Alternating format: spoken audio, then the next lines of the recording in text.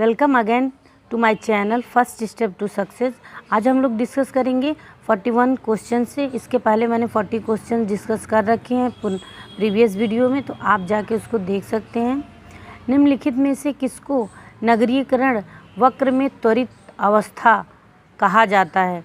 तो ये द्वितीय अवस्था को कहा जाता है। एक्सप्लेनेशन देखते हैं। नगरीकरण वक्र में त्वरित अवस्था द्वितीय अवस्था को कहा जाता है। नगरीकरण का तात्पर्य उस प्रक्रिया से है जो अधिवासित रूप में गत्यात्मक परिवर्तन लाता है। नगरीकरण के द्वितीय अवस्था में शहरीकरण में वृद्धि होती है तथा आधारभूत संरचनात्मक अर्थव्यवस्था निवेश की वृद्धि, पूंजी की वृद्धि, परिवहन में वृद्धि के साथ शहरी जनसंख्या में लगातार वृद्धि। क्वेश्चन नंबर 42 देखते हैं। जन्म दर के संदर्भ में निम्नलिखित कथनों में से कौन से कथन सही हैं? नगरीकरण जन्म दर को कम करने में सहायक है। ऊंची साक्षरता दर का निम्न जन्म स्तर से सीधा संबंध है। तो इसमें होगा option number C, all of, मतलब ए और बी दोनों, 1 और 2 दोनों सही हैं। एक्सप्लेनेशन देखते हैं। नगरीकरण बढ़ने के साथ साथ आवास की व्यवस्था, बच्चे की शिक्षा, स्वास्थ्य सुविधा के लगातार महंगे होने के कारण लोग छोटे परिवार में रहने को बाध्य होते हैं। शिक्षा के माध्यम से लोगों में जागरूकता पैदा होती है, जिससे सामाजिक धार्मिक अवरोध दूर होने के साथ साथ परिवार नियोजन की अच्छाइयों को समझने में मदद मिलती है। अतः नगरीकरण व ऊंची साक्षरता दर जन्म दर को कम करने में सहायक है। Question number 43।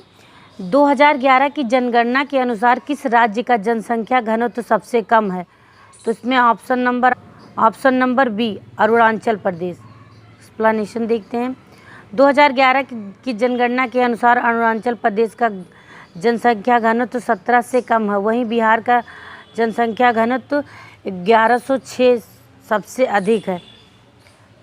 न्यूनतम 5 जनसंख्या घनत्व वाले राज्य अरुणाचल प्रदेश, 17 मिजोरम, 52 सिक्किम, 86 नागालैंड, 119 हिमाचल प्रदेश, 123 वर्ग किलोमीटर के हिसाब से। इसके आगे हम लोग भारतीय संविधान, राज्य व्यवस्था, इंडियन कॉन्स्टिट्यूशन के क्वेश्चंस देखेंगे, जिसमें 44 नंबर क्वेश्चन है। निम्नलिखित में से कौन सा शब्द भारतीय संविधान की प्रस्तावना में उल्लेखित नहीं है? तो संप्रभुता, लोकतंत्रात्मक, पथनिरपेक्ष, ये तीनों हैं, जबकि ये फेडरल यानी संघीय ये शब्द नहीं है। ऑप्शन में नहीं पूछा था। एक्सप्लेनेशन देखते।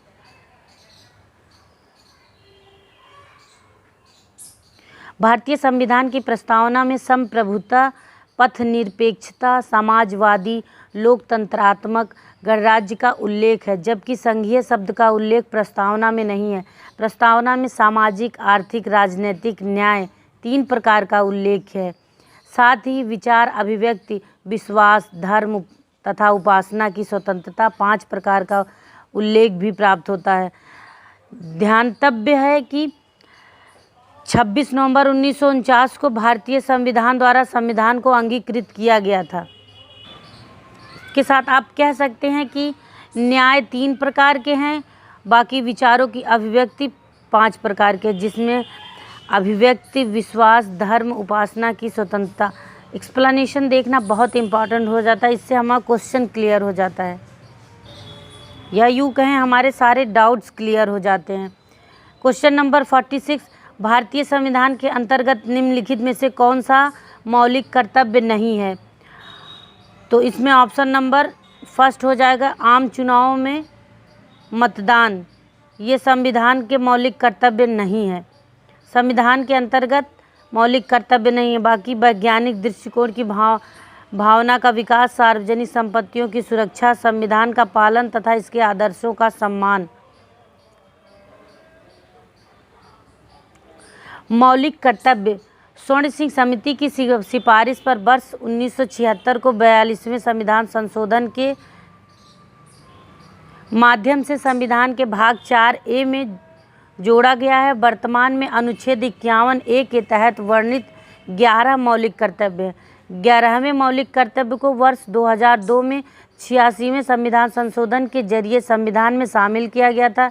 वैज्ञानिक दृष्टिकोण की भावना, सार्वजनिक संपत्ति की सुरक्षा, संविधान का पालन तथा इसके आदर्शों का सम्मान मौलिक कर्तव्य है, जबकि आम चुनाव में मतदान का अधिकार एक संवैधानिक अधिकार है, ना कि मौलिक कर्तव्य। क्वेश्चन नंबर 47 देखते हैं। निम्नलिखित में से किस व्यक्ति ने मूल अधिकारों को हमारे लोगों के लिए एक प्रतिज्ञा तथा सभ्य विश्व के साथ किया गया एक समझौता कहा था? निम्नलिखित में से किस व्यक्ति ने मूल अधिकारों को हमारे देश के लिए एक प्रतिज्ञा तथा सभ्य विश्व के साथ किया गया एक समझौता कहा था?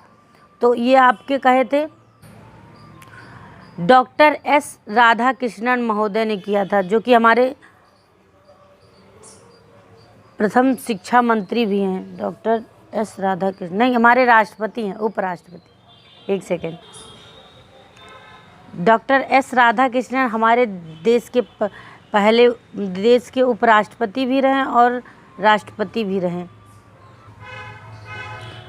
डॉक्टर एस राधाकृष्णन ने मूल संविधान को हमारी भावना के साथ किया गया वादा तथा सभ्य विश्व के साथ की गई संधि कहा था।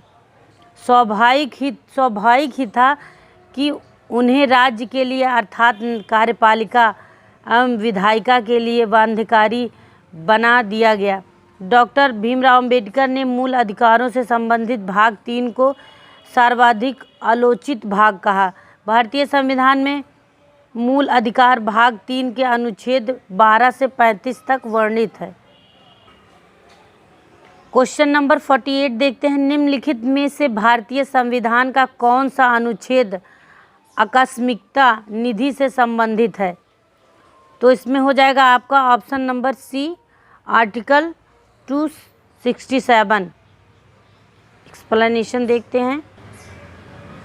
भारतीय संविधान के अनुच्छेद 267 संसद तथा राज्यों के विधानमंडलों को अपनी अपनी आकस्मिक निधियां स्थापित करने का प्राधिकार देता है। आकस्मिकता निधि संघ व राज्य में राष्ट्रपति या राज्यपाल के अधीन रखी जाती है ताकि वह अप्रत्याशित व्यय के पूर्ति के वास्ते तब तक के लिए अग्रिम धन दे सके कि जब तक संसद या विधानमंडल को उसे अधिकृत नहीं कर देते।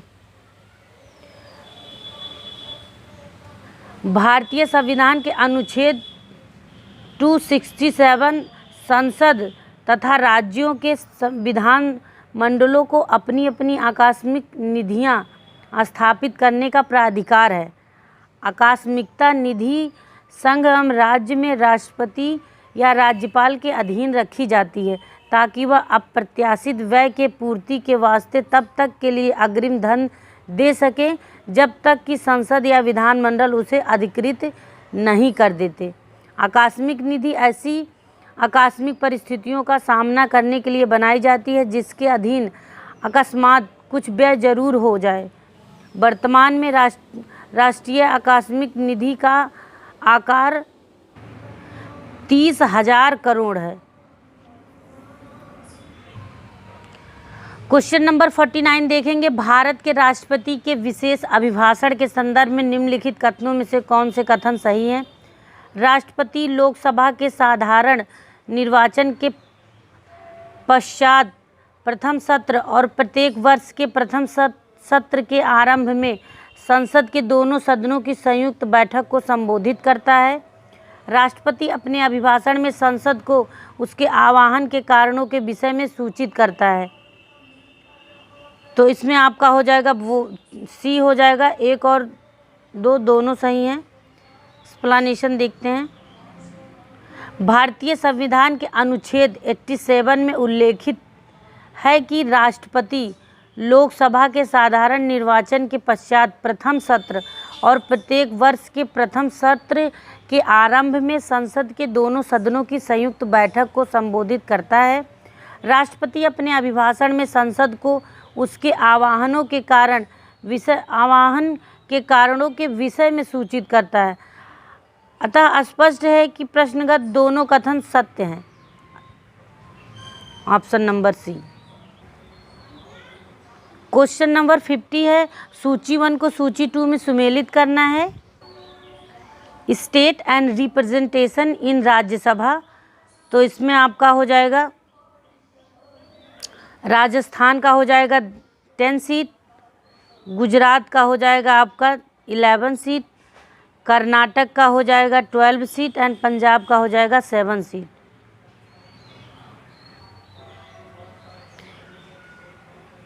प्रश्न में दिए गए राज्य और उनके राज्यसभा के प्रतिनिधि इस प्रकार है। राजस्थान 10, गुजरात 11, कर्नाटक 12, पंजाब 7। राज्यसभा में सर्वाधिक प्रतिनिधित्व उत्तर प्रदेश की 31 सीटें हैं तथा सबसे कम प्रतिनिधित्व संयुक्त रूप से नागालैंड, मणिपुर, त्रिपुरा, पांडुचेरी, मिजोरम, मेघालय, अरुणाचल प्रदेश, सिक्किम एंड गोवा, इन सब की 1-1 सीटें हैं। अब आगे की क्वेश्चन जो है नेक्स्ट वीडियो में डिस्कस करते हैं। उसके लिए धन्यवाद।